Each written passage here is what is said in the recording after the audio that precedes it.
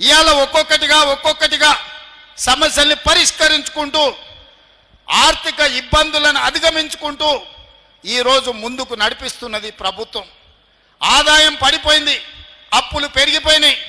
69,000 కోట్ల రూపాయలతో 2014లో చంద్రశేఖరరావు గారికి రాష్ట్రాన్ని అప్పచెప్తే 2024 తిరిగి మళ్ళీ కాంగ్రెస్కి అప్పచెప్పేటప్పటికి 7,11,000 కోట్ల రూపాయల అప్పులు చేసిండు చంద్రశేఖరరావు. ఆనాడు సంవత్సరానికి 6,500 కోట్ల రూపాయలు అప్పు చెల్లించేది ఉంటే ఈనాడు ప్రతి నెల 6,500 కోట్ల రూపాయలు నేను అప్పు చెల్లిస్తున్న సంవత్సరానికి 75,000 కోట్లు ఈరోజు కేసీఆర్ చేసిన అప్పులకు అసలు మిత్తి నేను కడుతున్నా. ఈ సంవత్సరం మొత్తం 75,000 కోట్ల రూపాయలు కట్టిన. ఈయన తెచ్చిన అప్పులకు అసలు మిత్తి కట్టడానికి నేను కొత్త అప్పులు చేయాల్సి వచ్చింది. 60,000 కోట్ల ఇప్పుడు అప్పు చేసి ఇంకో 15,000 కోట్ల రూపాయలు నేను సంపాదించింది కలిపి చంద్రశేఖరరావు చేసిన అప్పుకు నేను కప్పం కట్టిన 75,000 కోట్ల రూపాయలు.